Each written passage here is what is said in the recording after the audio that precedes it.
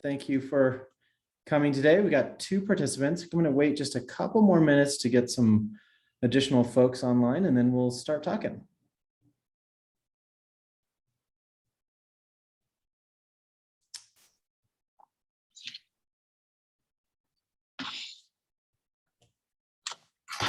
Chuck and Susan, let's see, I'm going to allow you to talk. There we go. Susan, you're the second person. We've got okay. Yeah, we've got 2 people, Chuck and Susan. You're now figured out how to let you guys join the conversation. So at any time, if you've got some questions, please just ask. We're here for you guys and want to make this an interesting conversation. All right, I have my whole tech staff here. Oh, great. Okay. So talk to me a little bit, Chuck and Susan.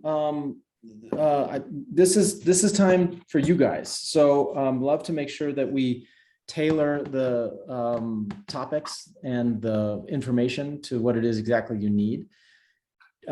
Chuck, let's start with you first. Do you want to let us know kind of what you're hoping to accomplish in this time slot? The techs, I'm going to let them speak for themselves. I would think with this new system, if there's anything that has changed in fabrication. Great. Easy to accomplish today. Anything else that the techs are coming up with yet? You guys have any questions on the new Revo? Or I haven't seen the new one fabricated or even in person yet. So. Okay. Chuck, we have some samples heading to Chuck as well. Just wanted to put that out there, that Brian arranged for that. So those will be going out. Yeah, he sent me the tracking number. I did see one. It seems a little heavier on the dial. Mm-hmm. Yeah, it's definitely heavier. We remade the dial and we used on the internal components. We switched most of the plastic to metal. The plastic in the Boa dials was just getting destroyed internally. So we wanted to make it a little more heavy duty. So there's definitely some more actual weight to it. You can feel the weight to it. We don't think that's necessarily a bad thing. We're hoping that with the metal parts, you're going to get a much longer lifespan with the dial. And the new one, does it help with people over tightening? Because sometimes we have some of these people that over tighten them, and then the string gets stuck in there and you're redoing everything. Yeah. There's a couple of features that really help it do that. Number one is what Joe just said, the metal components. So the number one failure of the Boa reels is in that over tightening condition where people just yard on it and it gets very, very, very tight. And what that ends up doing is literally squeezing to death, like a Boa, the plastic spool inside of the dial. And once it's done that, it locks the lace up, it locks up all the rotational components inside. And as you've seen, you have to redo it. So we made the spool out of metal. It's extremely strong and incredibly resistant to any kind of change by lace tension itself. The second thing that we've done is that we've actually added a clutch to the reel. So within the dial itself, there is this screw hole right here. It takes a 2mm hex, and you can pretty much lock that out if you tighten it all the way, it locks it out so that the clutch won't slip, and we basically will feel like a regular dial that you're used to. But at super high torques, it still will slip so that you don't end up breaking any of the internal components. An additional benefit is that if you have a patient that you just know is like constantly tightening things like crazy, you can actually unscrew that clutch screw and it will decrease the maximum lace tension that the reel can create. So you can control the maximum tension. That's great for somebody who over tightens a lot. It's also great for any kind of patient that might have any skin sensitivity, peripheral neuropathy, et cetera, where you can limit how much actual tension that they can generate. Sounds good. Yeah. Let's ask Susan. Susan, your goals for joining today, are they mainly centered around the new technology, or do you have some other questions as well? Moment. I'm in Germany. I'm from Protesos, Oh, great. from Okay. Johanna and Wolfgang, and I want to try to build something at Monday. The first kind of my work with the Revo Fit, Revo Log, and Surface. Okay. I have to look what's the new things. I think the dial, it's a little bit bigger but thinner, or Exactly. Yes. and So- I don't know what my customers mean about this one, this of this kind. It's a little bit bigger, and I don't know. I have to look in the future. Definitely.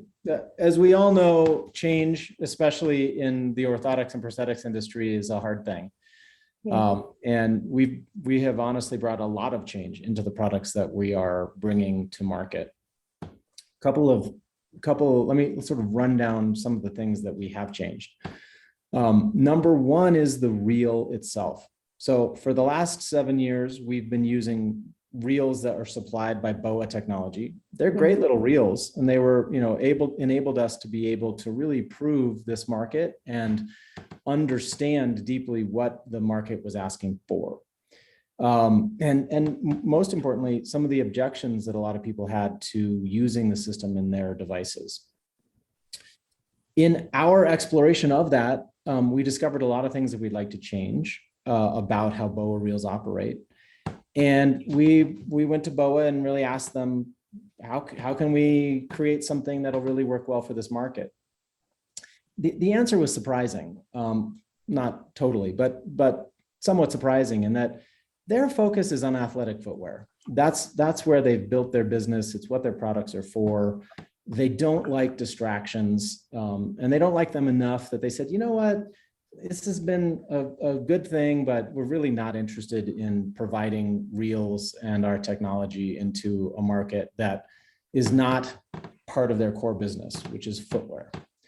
So in the end, they said, let's wrap it up and stop supplying Boa reels to this market. They've made that strategic decision.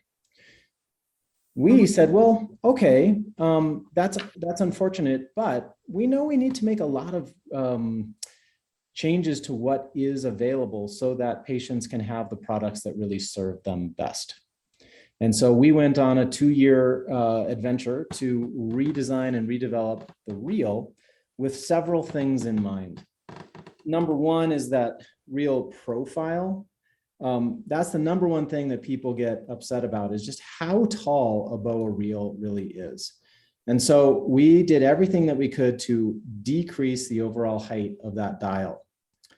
Now, in order to decrease the height, but still maintain enough capacity for lace inside, we had to get just a little bit bigger. And so in the diameter of that reel is just a bit bigger. It's not too much. I think so. It's not too much bigger.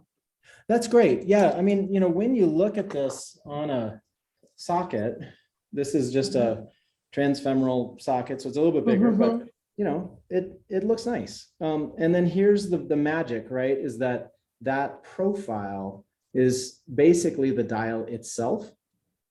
And that dial itself, you really need still to be able to grip it.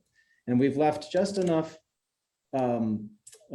profile that, most people can really grip this with ease. Yet it's decreased in its overall profile so that it can fit under pants and it doesn't look like a cancer growing out of the side of the socket. It's the grip of the dial. It's silicone, or what? So that was another element that we wanted to address, and that Boa dials have a rubber grip on the outer side of the surface. That rubber, it feels good. It works well. The problem is twofold. One is it wears out quite quickly, and then secondarily, tends to grab on clothing as people are putting clothing on. Mhm. So this first iteration of the dial that we have for the click dial, it's just a continuation of the plastic with a gripped surface on the outside. And that we're testing. We think that's going to address both of those problems pretty well. That said, people have come back, they do like the rubber. So we've got a couple of ideas that'll be coming in the future where I think we're going to be able to add some interesting grip features, maybe in color, maybe in different shapes and sizes that could really work well for various people as they need different needs of different hand strength, different grip strength, etc. We are still innovating and hoping that we can add some interesting ways to solve that problem in the near future. Mhm. Because the old version, the rubber, it's broken sometime. Exactly. I saw this, and my customers asked me, what can we do? And I have to tell you have to buy a new dial. Yeah, you need a new dial. It's not replaceable. Yes, it's so. Yes. Okay. Thank you. We somehow lose Chuck. Maybe not. And when the soft rubber on the boa, when it wears out, it leaves a very sharp edge.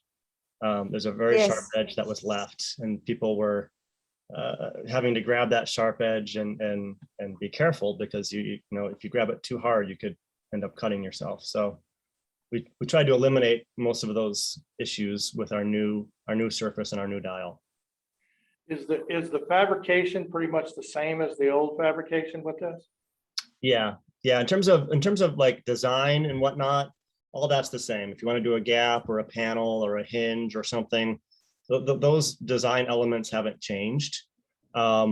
There is a different collar, and there is a different rubber silicone insert. That's changed a little bit, where that is removable. You can take that rubber out, and you can or you can pop it back in.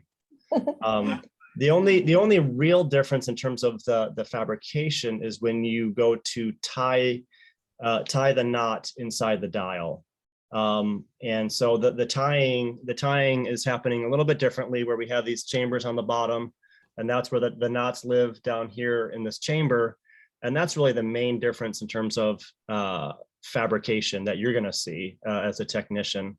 All the other stuff, gluing the tubes and inserting the tubes into the collar and making sure you don't kink the tube, etc., all that stays the same. It's mostly just how you tie off into the new dial versus the old. My other question is because we're using quite a few of these on arms, are you thinking about making a smaller version? Because they look huge on an arm. We are. It's going to be a little bit of time, and the reason I say that is, it's very difficult to make these reels, and we've added a lot of different functions and features. We want to make sure that those work really well, and that we understand how the market responds to them, so that we can work out any kinks and challenges that come with that product development.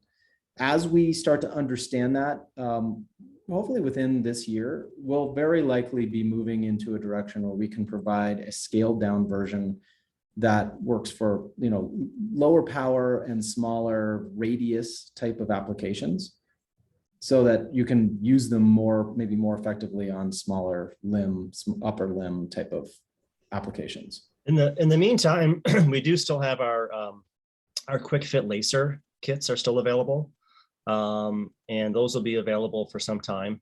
And those are the smaller dials that you see on maybe leather gauntlets or even shoes. And people do use those for upper limb. We've seen quite a few people using those small dials for upper limb. So that might be something you would consider in the meantime, until we have a smaller dial available. The only issue with that is that we don't have lamination dummies for those. Those are externally fixated onto devices typically. That being said, you certainly can make a lamination dummy for those, and I can certainly help you with that process. and explain to you how to do that on a separate call. But just know that there is a current option that could be suitable for upper limb if the size was the determining factor. I think now that it's not really, we're using them a lot as the suspension Mm-hmm. on these arms, so you really want to grab it. And Mhm. I don't think the one you're talking about will give enough. I mean, because we're putting them on my electric arms and task hands and Gotcha. it seems like almost every other arm we're making is getting a click. Oh, wow. So Okay. we've got, Where are you? Who are you with? excuse me, What company are you with? Dankmeyer. Dankmeyer. Okay, cool. So I think we have Gotcha. 2 or 3 going on right now, and all 3 arms have click on them. Or the Revo. Wow. Okay. Well, Chuck, let's just keep talking. There's a bunch of ways that we can help you get there from here. And maybe we need to do sort of a brainstorm together on what configuration you're using the most and how much power you need. Let's talk. We have a lot of different options to keep you guys moving forward in a really productive way. Right on. I would want to bring in the practitioners that are putting it on click to see how much they need to grab that arm. But it's a lot of these monster sockets that it's basically the suspension. So they Yeah. can get in and then grab them. Right. Yeah. Yeah. Okay. We've got several ideas on how to do that with a powerful reel, without. I think it would be worth spending a little bit of time together with your group, just literally talking through it. We can spend, half an hour, 45 minutes going through the options and seeing what works best for you. And then we can figure out exactly how to then make sure your guys are getting what you need. Right on. Yeah. Okay, we've got one more participant, Mark Ford. Welcome, Mark. I've allowed you to talk too, so yell if you have any questions. I want to talk through a couple more of the elements. Let's hit fabrication first. Both Susan and Chuck want to learn about fabrication. And I think we've got a couple of interesting elements here that I want to bring to your attention. Number one, just a couple more details on what Joe was talking about with the lamination collar that goes with the click reels. One of the things that's really great about this particular one is, and you all have built sockets where with the Boa system where you're pulling that silicone dummy out of the mounting collar, it's got all sorts of undercuts that have to be protected from the resin. So those undercuts are then difficult to get the silicone out. We made this collar extremely simple in its geometry. It's literally just a tub. So that tub is much easier, obviously, to remove the silicone plug. It also is really easy to clean so that you have, if you have any kind of resin leakage, you can just scrape that resin right out of a very clean and easy surface. That makes this a whole lot easier to fabricate with. So we're hoping that'll help you guys quite a bit. One tip and trick that we're seeing is that under heavy vacuum, and by heavy, I mean, we've seen some users using vacuum up to say 27, 28 inches of mercury. Under that condition, we have seen a little bit of bending of that overall piece, which it then makes it challenging to get everything to click together correctly as you insert the reel. So we just want to remind everybody that when you put this collar onto the model, it's great just to add a good dollop of composite adhesive and then apply that to the surface. And then if you have any areas where there's bridging, just fill those with a little bit more composite adhesive just to keep everything nice and flat as the vacuum pressure gets applied. Mhm. Joe, any further thoughts on that, or are you? Yeah, just make sure you backfill under any undercut. Make sure it's sitting on a nice flat surface. So, maybe grind your, whatever if you're putting it on something plastic, grind it flat, embed it on there. If it's in the lamination, make sure that you post it up and you backfill underneath. Definitely. This collar comes with 3 different lace ports. A, B, and C. And those lace ports can be used in different combinations. So if you're using it with Revo lock for suspension, there's only one lace, very easy to just put it into port B.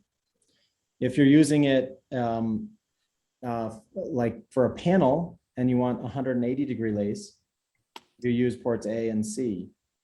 If you want parallel laces coming out, you can use ports B and C. And so then you just rotate this around to align the ports with the direction that you need your tubing to go, whatever design you may be building. And we color coded the top so that you can quickly see that, you know, A and C have these yellow dots. So that makes it a little bit easier to know, okay, A and C. And then the B and the C, B's got a blue dot and C's got a blue dot. So when you're running in parallel, make sure you're using the B and the C, not the A and the B. So hopefully those color codes can kind of help you determine which port to use.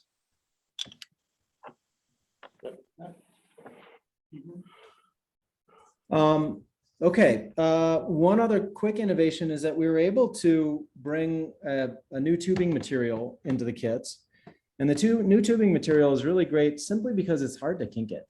You know, you can bring this tubing into a very small radius and it doesn't like to kink, which just overall helps in the fabrication process, make sure that you're not creating kinks within the lamination. Another good benefit of this tubing is that if you do kink it, you really get it to kink, as you bring it back straight, it tends to heal so that that inside diameter opens back up again and will let lace pass through it. So we think with this particular tubing, it's got a new sheathing on it as well. You're just going to have less issues with that kinking problem in the tubing. How long is the tube in the package? 3 meter? I think that it's I think it's 2 meters. 2 Okay. meters. Okay, it's enough. I think so. It's enough. Yeah, it should be Meters of enough lace, for 2 really meters of big, tube. big legs. Yes. We also now, because we've created some new ways of manufacturing the two parts of the tubing and the sheathing, we can sell that tubing in bulk now. So we've got 25-meter lengths or spools of tubing that you can have on hand. And that allows you, you know, if you ever have an issue or you just need a little bit more or whatever the issue is, it's easy to have that tubing in your fabrication lab ready to go. Okay, so the fabrication is generally the same. The collar is typically a lot easier to fabricate with. Now I want to talk a little bit about lacing up the reel. Can we go there, Joe? Is that? Yeah. Lacing the reel is, there's just a learning curve to it. And it's something that, there it is. It's something that I have developed several tricks for that I think will help save you guys a lot of time. So I want to take you guys through that process real quick. First and foremost, there's a couple of things that you want to look for. Where did my reel go? I'm gonna just take a second and put this reel in the way that it will come to you in the package. And I'm going to show you how to do this same process that I'm doing here in just a minute. Can you show us how you're taking that reel out? The How I'm taking it off of The base, yeah. the base? Oh, is it- the base? Sure. Okay, once you have a reel inserted into the base, it's just a matter of find the metal insert, and when it's laminated, you're going to be able to just see this top edge of that metal insert that you grind down to. I take a small screwdriver and I put the screwdriver between the metal insert and the housing. I just I just press in the little foot that snaps in, and then it just pops right out. Okay, thank you. Much easier. We're really trying, like in that fabrication process, to eliminate like those blind movements that you have to make in the process of trying to remove a reel. It's always been frustrating for folks, and so we're trying to make that a whole lot easier. That said, creating snap features in plastic is hard. And we're fighting that just a wee bit right now, and we're in the process of refining that click. If you ever have any issues with the reel clicking in, I want you to call us like right away, because we've got a ton of different ways we can help solve that problem. And I want to make sure that you get your questions answered and some problem solving very quickly. Okay. Maybe mention that, like, you know, if that tub does get deflected just a little bit, inserting the reel and that snap not engaging. I don't know if you're going to go there next or where, but just wanted to bring that up in terms of what they can do if they do have some deflection that could eliminate any problems. Sure. That was, you know. Yeah, so there's sort of two very easy solves. And what Joe's talking about is, if we've seen a couple of times and we're figuring out how to perfect this, but if that reel, if it clicks in, but it doesn't actually click, it doesn't want to retain inside of the mounting collar as well as you want. We've seen that a couple of times, so we're gonna make that better. In the interim, there's two things that you can do that are very easy. And I'm gonna share my screen really quickly. Can you guys see that? This is a picture of just the base of the housing, the bottom part without the dial. This foot inserts into the collar, and you put that in first, and then that's the leverage point that holds it in as you lever it down and click it in. The other side has this snap feature that bends back inward and then snaps into the metal piece on the collar itself. There. So we found that if you have any problems with that, with pushing the reel and having it be retained well, this piece right here is just a little bit thick. It's 2.4 millimeters, and really we prefer for it to be right at 2. So we're going to fix that pretty quickly, but it's very easy with I just use a little grinding wheel, and I just take off a third or half of this portion, only if I'm having any issues with that clicking in.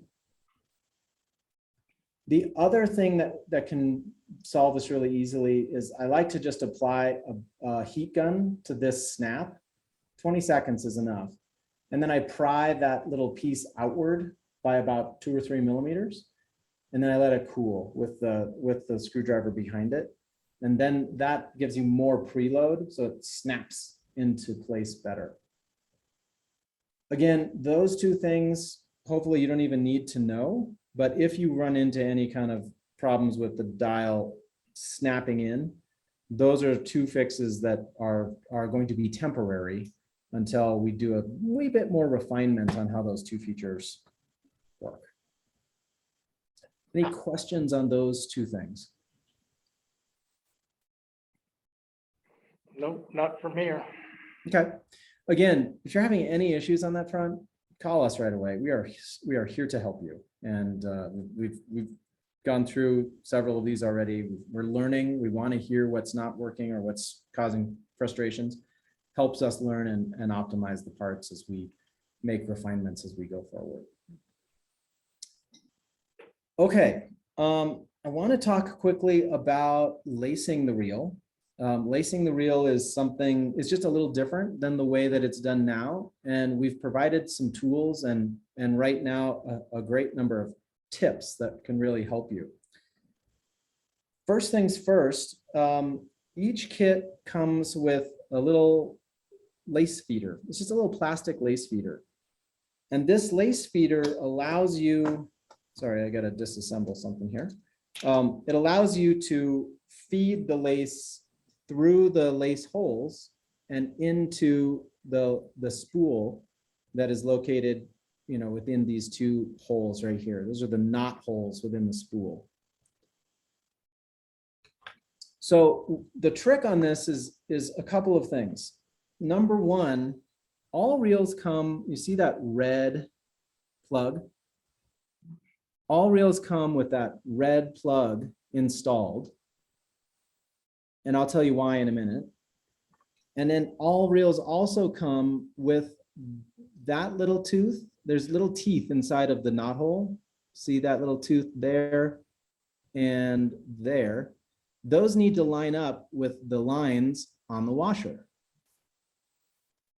When you've got the plug-in and your two teeth aligned, then you have straight holes that the lace can just go right through.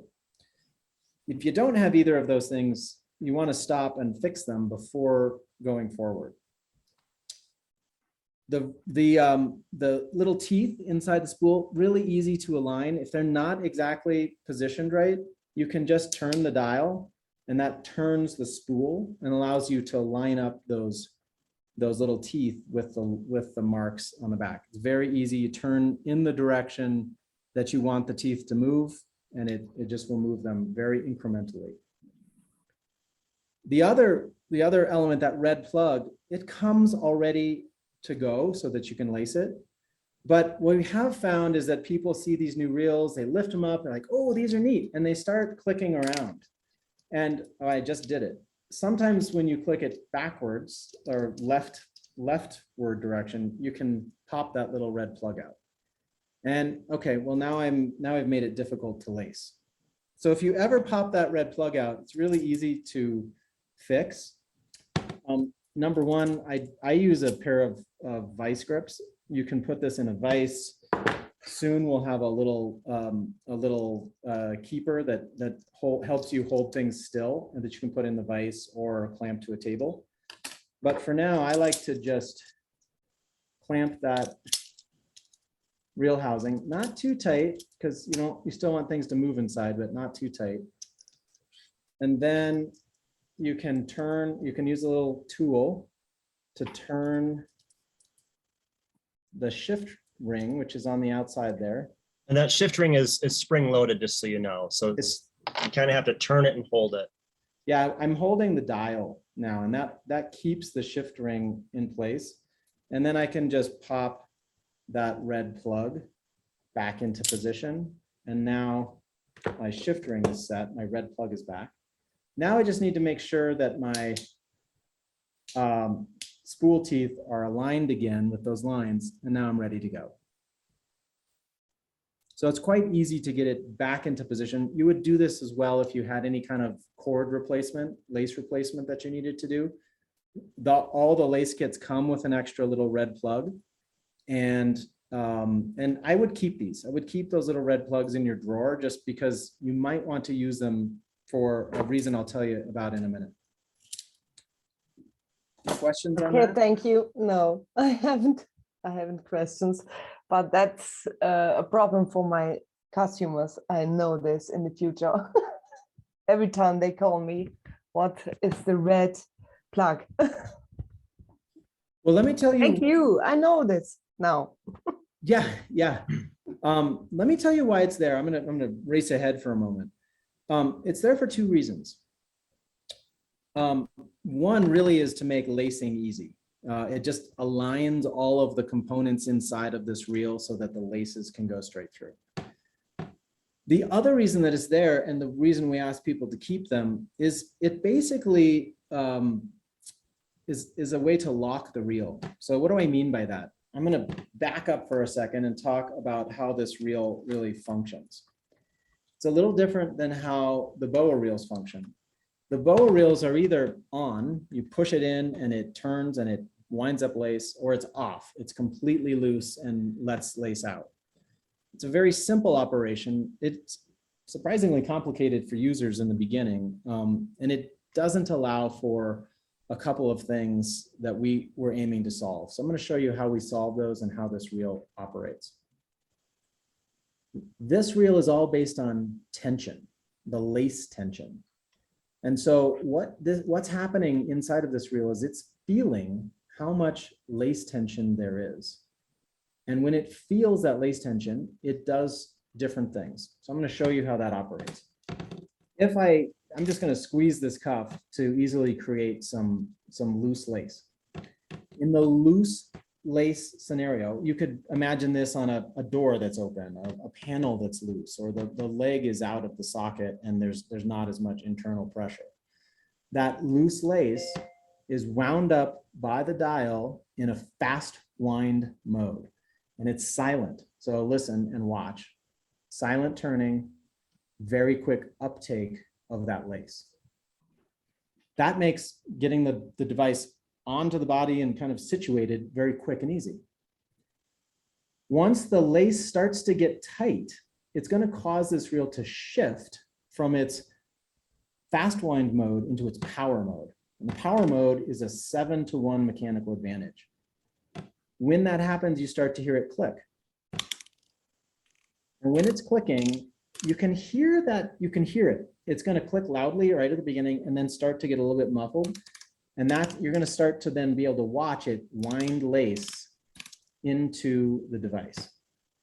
It's quite slow because it's a 7-to-1 mechanical advantage. So you have a ton of power and really fine-tuned ability to create pressure.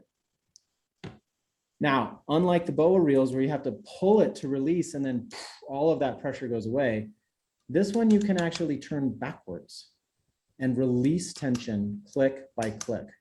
So the user has an opportunity to dial in for activity, dial out when they're resting, dial in for volume management, dial out if they have any issues with swelling during the day. It really gives them a huge ability to fine tune the fit of a device.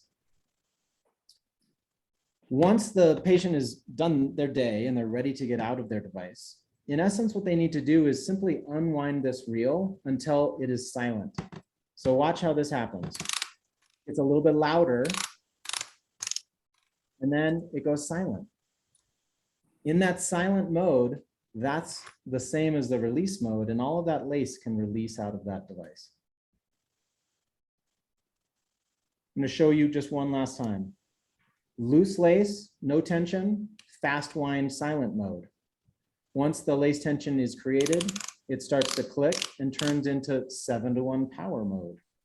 I can wind, I can unwind. As I want to get out of the device, I unwind until it's silent. And at that point, it's released and that lace can come out of the reel. One thing to note that, you know, when it's silent and it's going from the 1-to-1 to the 7-to-1, some people will turn it and they'll get 1 or 2 clicks and they say, oh, you know, 2 clicks, you know, I'm good.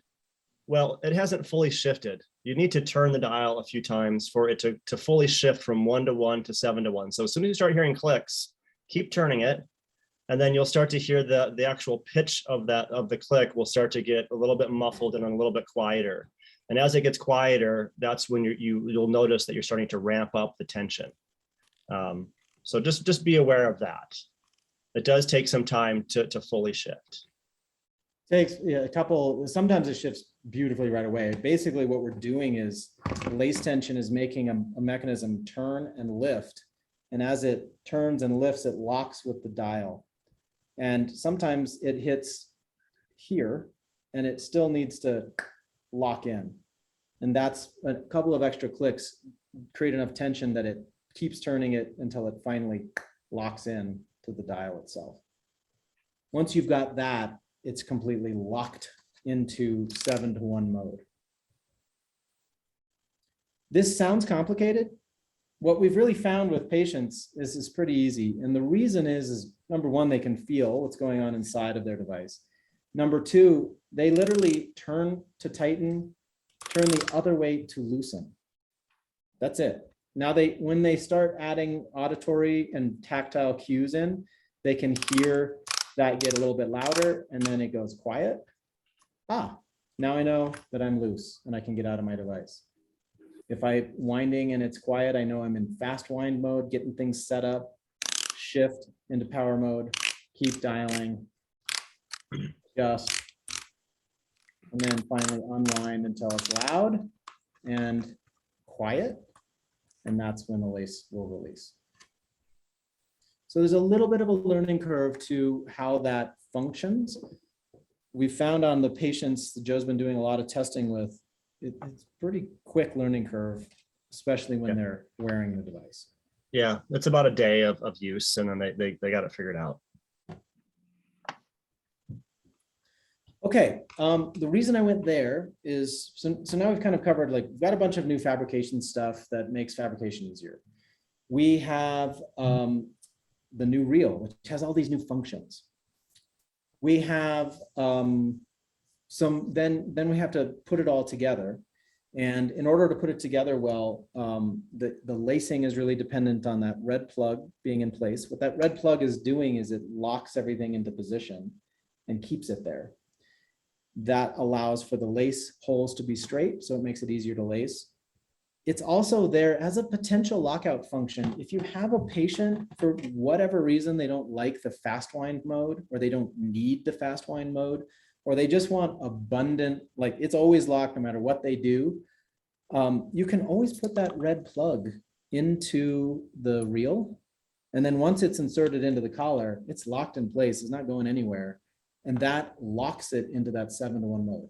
There would be no more quick release. There would only be tighten to turn, unturn to loosen.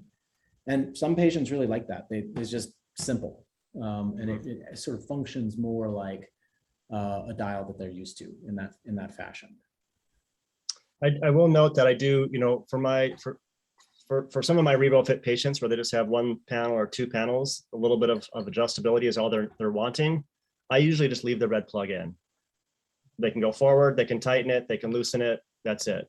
Because they don't need to open it up fully. If someone's going to use it to have to fully open, they got a leather AFO gauntlet, or maybe they're have a hip disc artic where they got to fully open something, or a PFFD where they got to fully open it to get their foot through. That's when we use the shift features on the Revo Fit side.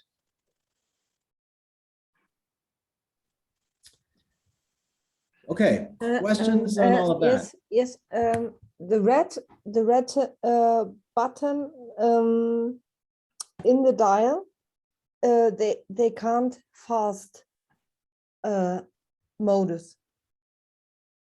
If you have yes, okay. Yes. Understood, right? Okay. Yes. Okay.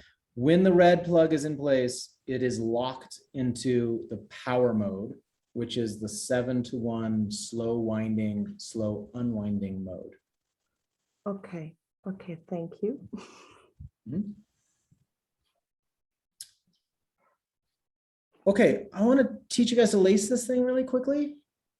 Is that, or do you have any other questions before we go there?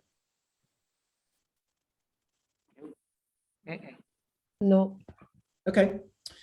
So, like I said, I'm going to say there's 3 tricks to lacing this reel. 1, ensuring that you've got that red plug in place. 2, ensuring that the spool is aligned with those alignment marks. And then 3 is using this little lace feeder to create an easy way to get the lace through. The challenge in lacing any reel is that you're pushing rope, right? And rope doesn't really like to be pushed, nor it's a braided material either. So sometimes it doesn't like to be pulled either. So what we found is these little lace feeders work really well. I'm going to teach you the trick that makes it super simple. And that trick, we've got this in our instructions. I like to take this little lace feeder, and about 2 millimeters from the end, I do it with my teeth. I like to just give it a tiny bend. What that does is when you're feeding the lace through, ultimately it's going to go and it's going to hit a right hand, a 90-degree surface. And that surface is the backside of the spool. We can't make that angled, otherwise things would have to get really big. So the trick with this lace feeder is that, let me do it this way. As you come in, if it's straight, it kind of dead ends and it doesn't really like to do much of anything. But if it's got a little bend, I can steer it. So if it's, I like to feed it in with the bend facing downward. It hits the spool. If I twist it just a hair, I'll go the other way, it drives along the side of the spool. If I twist it one more time again, it drives up and out. So that little tiny turn on the end, it really gives you the steering suspension that you need. I'm going to show you how this can be done. The lacing holes are the square ones. Again, there's 3 lacing holes and they're all square. They're not these longer holes with the little screw in them. So when I go through one of these holes, again, I like to place that little curve in the downward direction. I just go straight through and you can see it. It's really difficult to see on camera, but I can see it appear inside of that little hole. And if I then turn that lace feeder, it goes sideways. If I turn it once more, it starts to drive upwards. And with that, as people get used to this, some people like to take a little pick and pick out that lace end. I'm pretty good at it, and I can just pop that lace end right out of the lacing hole. I use, I don't have really great vision, unless the glasses. I use little micro tweezers, and you can get them from any drugstore or Kroger or CVS or anything. Just a little sharp little micro tweezers, the little plainy ones. And those help me because I can't really see what's going on in there very well. And I can just get in there and I can just grab it and pull those out, pull that little dial feeder out of the cavity. Once I've got that through, I just put my lace through that hole. I like to just hold it with my finger, and then I can sort of yank that tight. And then it's easiest, unless you've got sort of iron fingers, I just take a pair of pliers and I just broke my lace feeder. That's why you get 3 of them in each packet. I've used that one a bunch of times. So you'll probably find that you've got quite a few of them. So I bend my lace feeder down.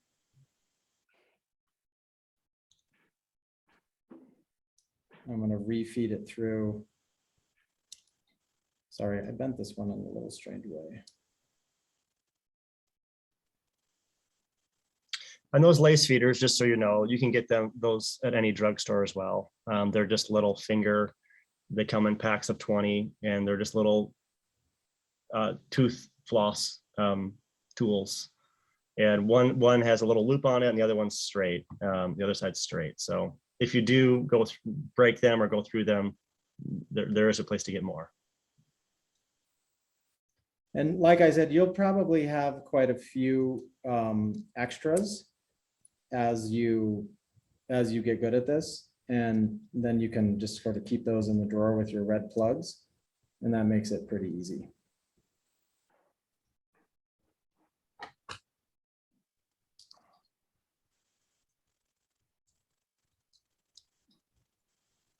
And sometimes, you know, I'll put a little, before I put my little dial feeder, the little plastic feeder into the dial, I'll stick a paper clip or something through there just to kind of open up all those chambers. There's a couple of rings in there that I'll have to align and open.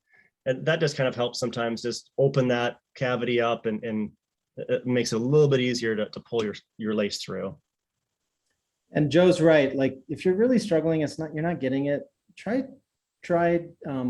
one click of the dial. Sometimes that one click just aligns everything just right, and then it just goes right through. Okay, so once I have my lace feeder through, I put my lace through, and then I pull it tight. And then as I pull that, I just broke it again. Sorry, guys. I have all these old lace feeders that I've used 100 times. As you pull that lace feeder. Okay, you have to change I know, this. it's terrible. You have to, I slowly tug it through, because if you pull it too hard, you could break it. So I just slowly tug and pull, and just tug that lace through those little cavities. Jimmy's not having much luck this morning with his. Do you want me to? Okay, so that's how you do that. And then the next step is really you just tie an overhand knot, pull it tight, trim off the end, and then stuff it down deep into the actual spool. You don't want to just shove it down into the overall cavity, but actually down into the spool cavity itself, just so that the knots aren't, or the tails aren't sticking up. You want to put both of them down so that they can turn and not create any rubbing friction. And that cavity has a little tooth in it, the little bump out. And so the lace comes in one side of the bump out, you pull it out, tie your knot, and then you put the knots on the other side of the bump out. The bump out or the tooth actually retains that knot in the cavity and keeps it from pulling through. So just make sure when you're lacing that up that you do pull that knot and put it on the opposite side of that bump out. And then, yeah, stuff everything down in there. I've had a few people call already saying that they had a lot of friction in the dial. It's hard to turn. And it was simply because they didn't have the knots fully shoved into place. All of this is outlined in our instructions, which you can access with the QR code on the kit itself. It shows you how to align those lace ports and have the lock plug in place. Shows you how to put the lace feeder through and to pull the lace through, how to tie the knot, placing that knot on the other side of that little tooth inside the spool hole, and then tucking it all in. And then last things last is that you will remove that red plug if you want, so that you can engage that fast shifting mode, fast wind to power mode feature of the reel. And that little plug just comes out with the little tool that comes with every reel, and you just pop it right out. Everything shifts into its position and it's ready to go. Jimmy, can you send me the instruction in German to read I something? believe your team is working on a translation of that. Yes, can you send me also the instruction? Because I yes. have this of paper, not Yes, in, we're working on yeah. it, and we should have that over to you in the next 2 weeks, Susan. Oh, no, I have this on my table and I need this on the computer, not in paper version. Oh, so Do you understand what I mean? I read this every time and I have to check this and I have to write something, write the translation, and then I need this in a. So to get to that, you can just scan that guy right there, and it'll take you right to the instructions. This is in the kit itself. But in an English version, you need this in a German version, and the Yes. German version, I make this in the next 2 weeks with my colleague, and I ask, can you send me this per email? Yes, and Jamie's right. Those translations are happening right now, and we should have them by the 15th, and we'll get By them the to you direct. 15th November? Yes. Okay. And then I have to check it's the right German. I think we're working with you guys proactively to make sure that the translations are good. Okay. Yeah, so we have an initial translation, which we could send you now, and you could start checking it. Okay. Yeah. Okay. So we'll do that right after this meeting. Yes. Okay. Thank you. Okay. And did you log in via your email so that we can use that Do link? you have my email or I have to send? I think we have it. I think we have it through this webinar. If we don't, we'll reach out to you, at least via some of your colleagues, which we for sure have their emails. Okay. Okay. Thank you. Okay.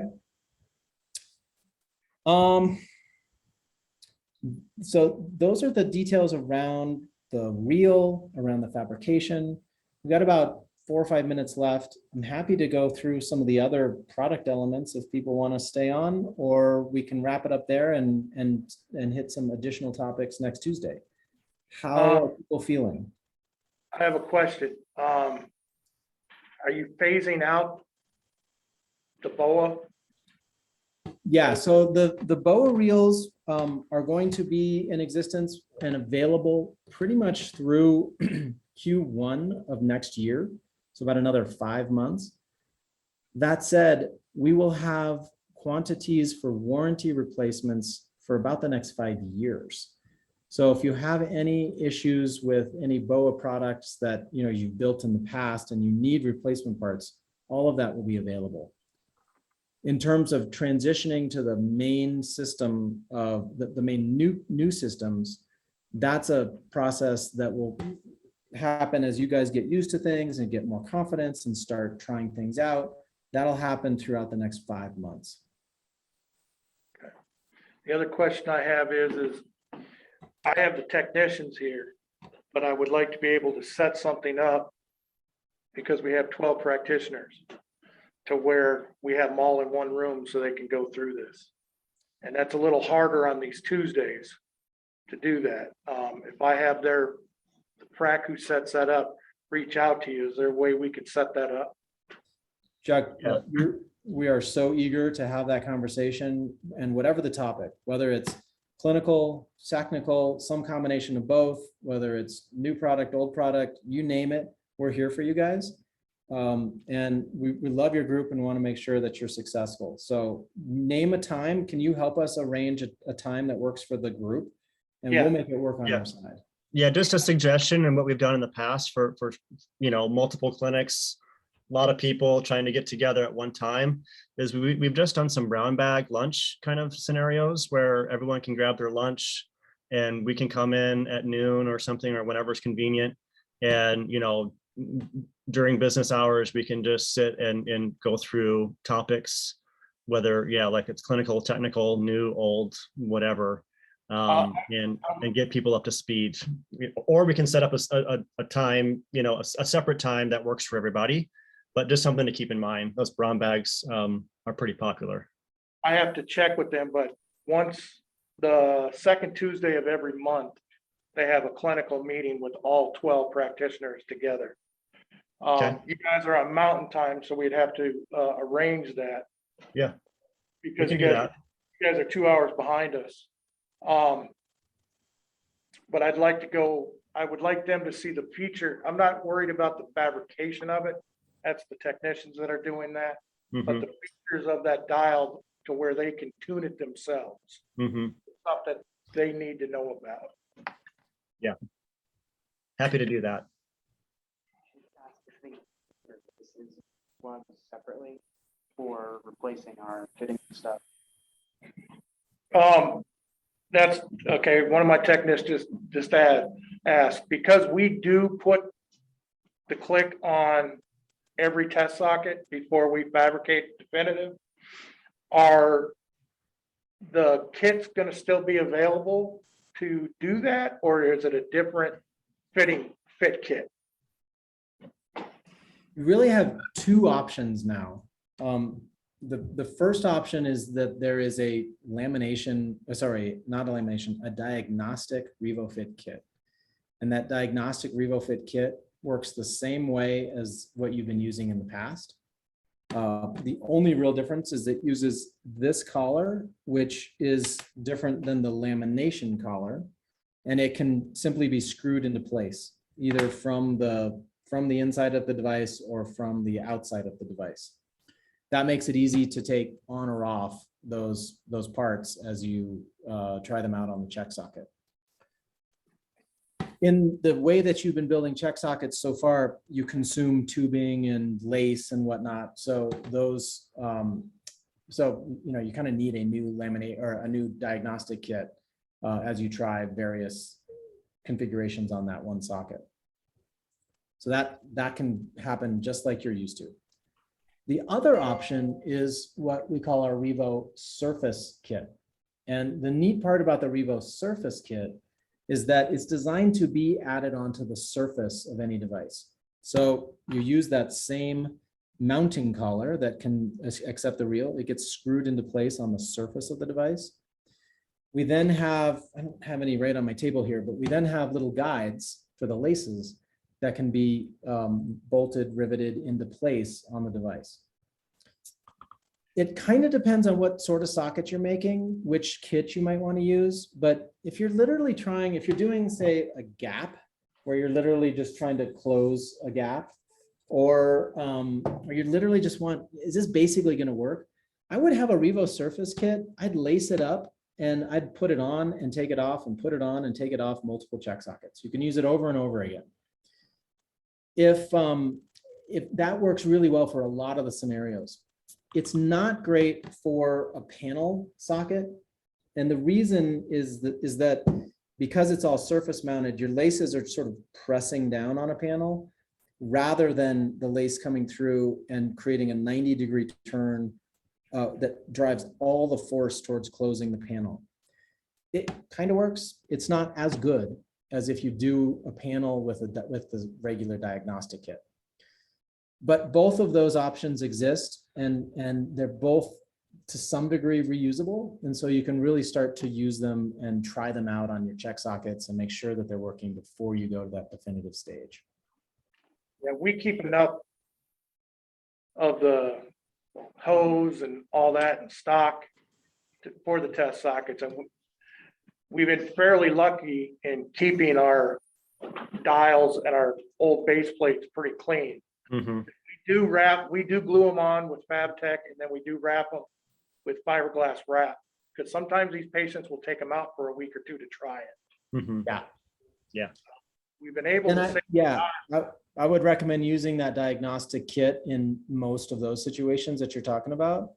And I would use the Revo Surface Kit just as a tool. It's a tool to have in hand. I just want to try it. I just need to close something. I want to push something. It's a great way to test something out, or more importantly, to fix an existing socket that a patient may be struggling with, or your team is really struggling to get it to fit right for a patient.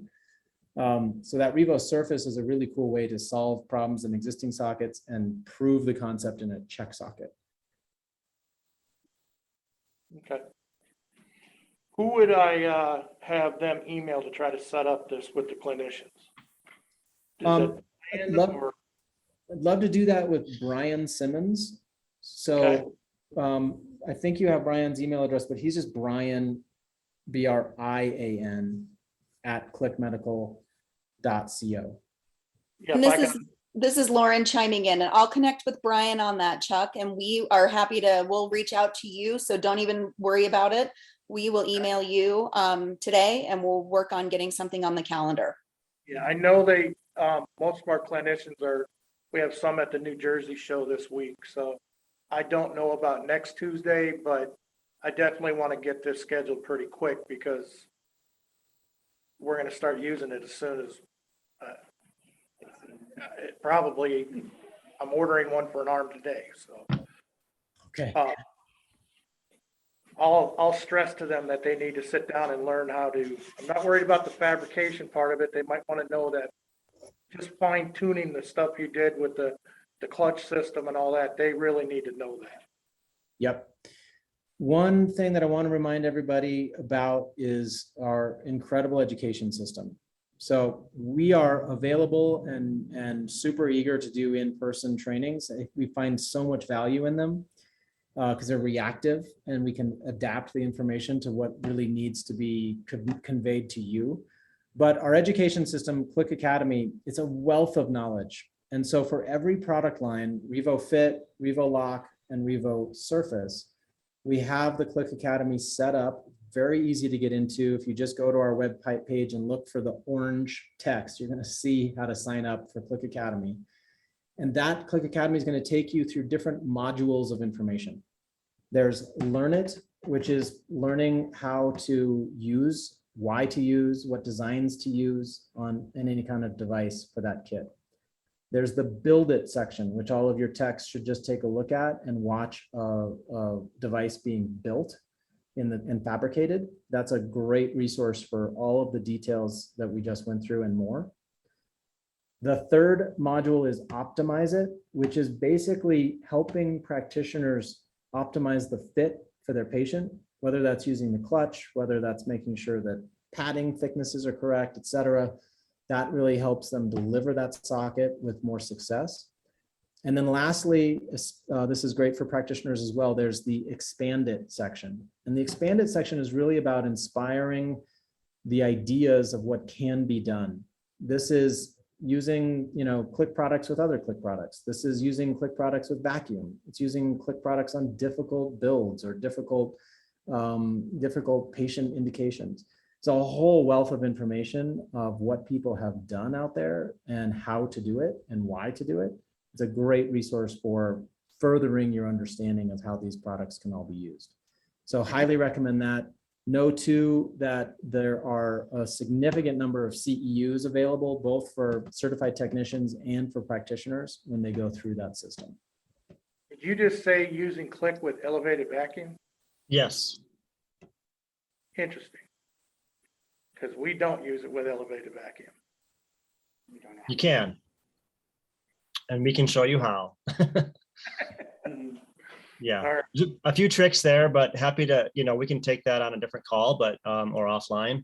But happy to share some information there if you're interested in learning how to do elevated vacuum, whether it's with a seal-in system or whether it's with a knee sleeve. We can help you design and fab around that. Yeah, we've used it a lot with seal-in system. We just never have with elevated vacuum. Yeah. Okay. Well, I'm happy to share some information there, so let me know. Okay. You guys good? All right, thank you, guys. I will wait for that email today. Okay. Thanks for your interest, your time, your business. We're here for you. So if you guys run into any kind of questions or concerns or thoughts or just want to share, we're super eager to take your call. Okay, thank you. Susan, as you get building your devices, take some pictures, a little bit of video, call us. We're Yes. happy to take a call early in the morning, which is your afternoon, and we can. 5:00 p.m. Now it's 5:00 p.m. Yeah, so there's time. There's time. We can meet you 3 hours earlier if need be. Okay. I try on Monday in the office. Okay. We will fit. And Really want you guys to be successful with this, and there's a slight learning curve. So whatever we can do to help you, we really want to do it.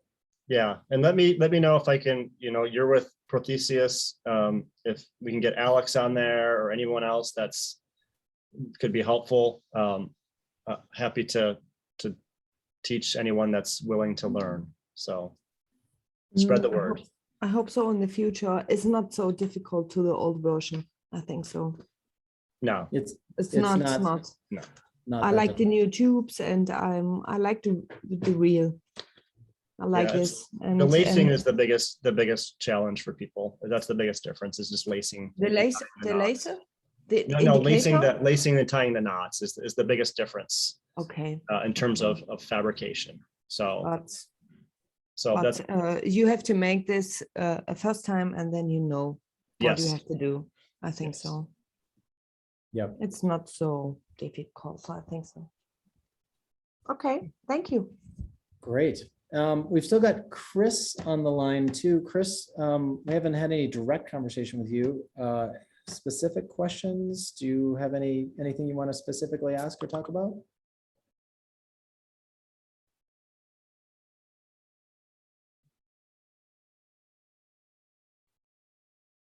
Might be finding your microphone button. If you do, please keep chiming in. If you don't, just know we're here. We'd love to really help you. Looks like Chris missed the first part and has no microphone.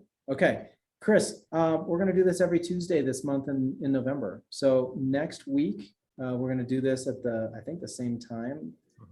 I'm just going to double check. Tuesday at 9 a.m. Mountain Time. Please join us. We'd love to have you, and happy to answer any of your questions, even if they come over text or chat or whatever that function is. And you can ask me right now via the chat function too, if you prefer. Okay, he's going to join us next week. All right. Thank you to everybody for taking the time. We're excited to roll these new products out to you, excited to help you become successful with them. Let's stay in touch as you learn more. Thank you for your Thanks, time. everybody. All right. Take care, everybody. Thanks so much.